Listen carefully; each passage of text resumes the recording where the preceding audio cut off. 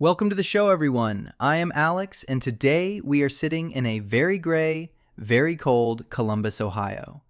The sky is that flat shade of white that only the Midwest can produce in February. It really is. It is the kind of weather that makes you want to stay under the covers forever.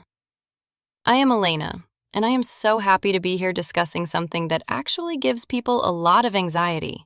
Phrasal verbs. It is true. Phrasal verbs are the hidden walls of the English language.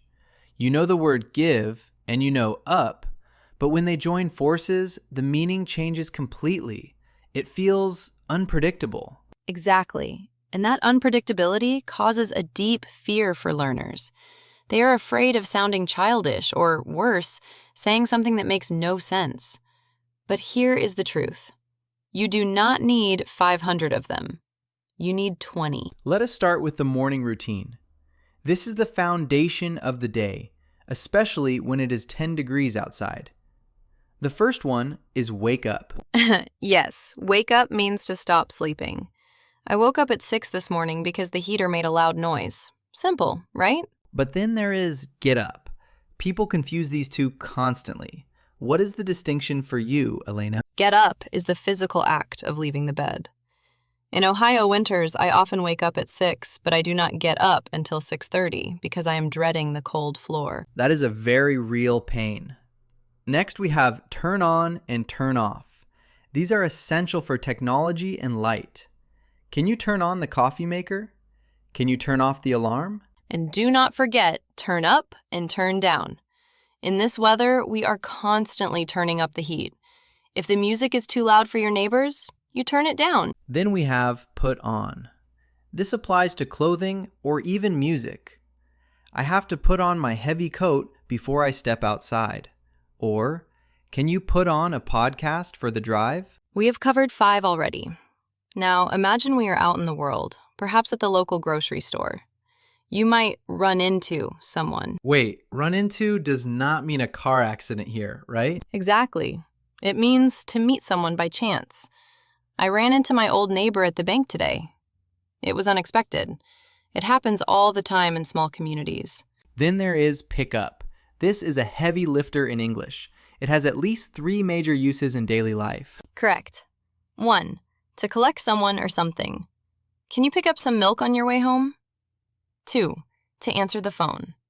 He called me, but I didn't pick up. And the third one is my favorite for learners, to learn something naturally. You can pick up a few English phrases just by listening to this show. Moving on to figure out. This is about solving a problem or finally understanding a confusing situation, like trying to figure out your taxes or a difficult map. I spend half my life trying to figure out the software updates on my computer. It is exhausting. But we carry on. That is number 9. To carry on means to continue, even when things are difficult or you are interrupted. And come across is number 10. To find something by chance. I came across an old photo of my grandfather yesterday. It also describes an impression. She comes across as very intelligent. Now we enter the territory of relationships and communication. This is where the real undiscussed pain lives. Let us talk about bring up. Bring up means to mention a topic. It is often used for difficult things. I didn't want to bring up the credit card debt during dinner. Exactly. It can also mean to raise a child. He was brought up in a very strict household. 2 very different meanings, but both are essential. Then we have the sad reality of fallout. To fall out with someone means to have a big argument and stop being friends. It is more than just a small fight. But luckily, people can make up. This means to resolve the argument and become friendly again. I love that phrasal verb because it offers hope. And if you get along with someone, you have a good relationship from the start. I really get along with my new boss. It makes the workday so much easier. That is 15. We are approaching the final 5, which are perhaps the most powerful ones in terms of mindset. Let us talk about the heavy one. Give up. Give up is to quit. We tell people don't give up when they are learning English, but we also use it for habits. I gave up sugar last month. That was the hardest week of my life. Then there is look up. This has 3 meanings. To search for information. Look up the definition. For things to improve. The economy is looking up. Or to visit someone. Look me up if you're in town. Number 18 is show up, to arrive, but it implies a certain presence. He finally showed up at the party at midnight. Sometimes half the battle in life is just showing up. Number 19, set up. To organize or establish. I need to set up a new bank account. Or, can you help me set up the table for dinner? And finally, get over. This is emotional recovery. To get over a cold or to get over a breakup, it is about moving past a difficult experience. Wait, Alex, I have to share a truth matrix fact here. Did you know that phrasal verbs are actually the reason why AI used to struggle with translation so much? Really? Why is that? Because they are non-literal. A computer sees give and up and thinks about lifting an object to hand it to someone. It cannot logically calculate that it means to quit unless it understands human context. That is fascinating.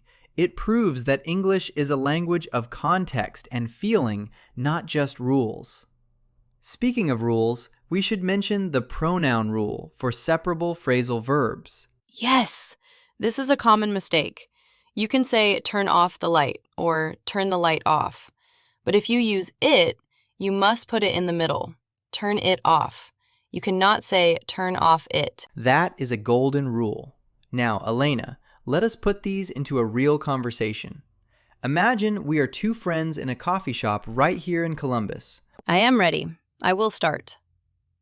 Alex, I cannot believe I ran into you here. I thought you moved to Cleveland. I did, but I couldn't get over how much I miss this city. I moved back and set up a small office downtown last month. That is great. How is the work going? Are things looking up? They are. I struggled to figure out the local market at first, but I carried on. I even ran into an old client who wants to sign a new contract. I am so glad you didn't give up. Listen, can I bring something up? We are having a small dinner tonight. You should show up. I would love to. I need to pick up a gift first. What time should I be there? Around 7. I will text you the address. Don't forget to pick up your phone this time. And scene. That felt very natural. We used about 10 phrasal verbs in less than a minute. That is how native speakers talk. It really is. The mistake most learners make is trying to use formal words like encounter or establish in a coffee shop. It sounds like a textbook. Exactly. If you say, I encountered my friend, I will think you are a robot. Say, I ran into my friend. Before we finish, I want to talk about the emotional weight of get over. In America, we use this for everything from a cold to a decade-long grudge. It is a word about resilience. It implies that the pain was there, but you are now on the other side of it.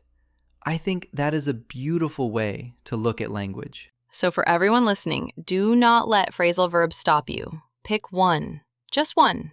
Use it today. If you wake up, tell yourself, I am waking up. That is the clarity challenge. Write a sentence in the comments using one of these 20 verbs. Tell us about your real life. Did you give up something? Did you run into someone? And remember, it is okay to make mistakes. Even native speakers sometimes mix up their prepositions when they are tired. Thank you for joining me, Elena.